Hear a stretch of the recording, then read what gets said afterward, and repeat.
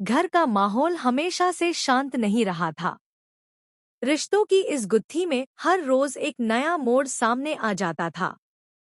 और इस बार तो हालात ऐसे बनने वाले थे कि पूरे घर की नींव हिल जाएगी। दुर्गा देवी, जो अब तक अपनी सख्ती और अपने बनाए नियमों के लिए जानी जाती थी, अचानक एक ऐसा कदम उठाने जा रही थी जिसे देखकर सभी के होश उड़ने वाले थे। क्योंकि पहली बार वह अपनी बहुओं के सामने खुलकर खड़ी होंगी और उनका साथ देंगी। यह दृश्य पूरे परिवार के लिए किसी तूफान से कम नहीं होगा। सबसे ज्यादा असर बड़ी बुआ पर पड़ा। उन्हें तो जैसे किसी ने चुनौती दे दी हो। बड़ी बुआ हमेशा चाहती थी कि घर में उनकी ही चलती रहे, लेकिन अब जब उन्होंने देखा कि दुर्गा देवी बार बार अहाना का साथ दे रही हैं, तो उनका गुस्सा सातवें आसमान पर पहुंच गया। ये सब बर्दाश्त नहीं होगा मुझे, बड़ी बुआ मन ही मन बुदबुदाई। उन्होंने अहाना पर एक के बाद एक इल्जाम लगाना शुरू कर दिया। हर आरोप पिछले से ज्यादा भारी था। अहाना तो चुपचाप खड़ी सब सुनती रही, लेकिन दुर्गा देवी का सब्र टूट चुका था। गुस्से में कांपती हुई आवाज में दुर्गा देवी ने बड़ी बुआ की तरफ इशारा करते हुए कहा, बस अब और नहीं। मेरी बहू के बारे में कोई गलत शब्द मैं बर्दाश्त नहीं करूंगी। याद रखना, अहाना की वजह से ही आज मेरे अपने दोनों भाई मुझसे फिर से जुड़ पाए हैं। अगर ये बहू मेरे जीवन में नहीं होती तो शायद मैं हमेशा अकेली रह जाती। पूरा हॉल खामोश हो गया। किसी की हिम्मत नहीं थी कि दुर्गा देवी की आंखों में झांके। पर बड़ी बुआ इतनी आसानी से हार मानने वाली नहीं थी। उनके चेहरे पर नफरत साफ झलक रही थी। ठीक है, अगर यही तुम्हारा फैसला है तो अब देखना मैं इस अहाना को कैसे उसकी औकात दिखाती हूँ।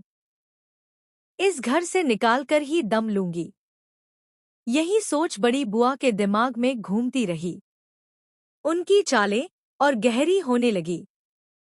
इसी बीच एक और मोड़ आया। अहाना ने पढ़ाई का मुद्दा फिर से उठाया। उसने निडर होकर कहा, मान जी, मैं अपनी पढ़ाई पूरी करना चाहती हूँ, आगे बढ़ना चाहती हूँ। दुर्गा देवी का चेहरा अचानक गंभीर हो गया। उन्हें यह बात रास नहीं आई, लेकिन बड़ी बुआ के लिए यह मौका सोने पर सुहागा था। उन्होंने तुरंत इस मुद्दे को पकड़ लिया। देखा, मैंने कहा था न, इस लड़की को तो बस पढ़ाई और बाहर की दुनिया की पड़ी है। इसे घर परिवार से कोई मतलब ही नहीं। धीरे धीरे बड़ी बुआ की चाल सफल होती नजर आने लगी। उन्होंने तय कर लिया था कि अब की बार अहाना को हमेशा के लिए इस घर से बाहर निकाल देंगी। पर कहानी की डोर कुछ और ही दिशा में बढ़ रही थी। कुछ दिनों बाद जब पूरा परिवार गांव से लौटकर घर आया तो माहौल थोड़ा सहज लगा। दुर्गा देवी ने थके हुए सभी को आराम करने भेज दिया। अहाना भी अपने कमरे की ओर बढ़ी, लेकिन अचानक उसे तेज चक्कर आया और वह जमीन पर गिर पड़ी। सारा घर घबराकर दौड़ पड़ा। तभी अर्जुन ऑफिस से लौट रहा था। उसने जैसे ही अहाना को बेहोश देखा, बिना देर किए उसे हॉस्पिटल ले गया। डॉक्टर ने जांच के बाद अर्जुन को मुस्कुराते हुए कहा, मुबारक हो, आप पापा बनने वाले हैं। यह सुनते ही अर्जुन की आंखें चमक उठीं।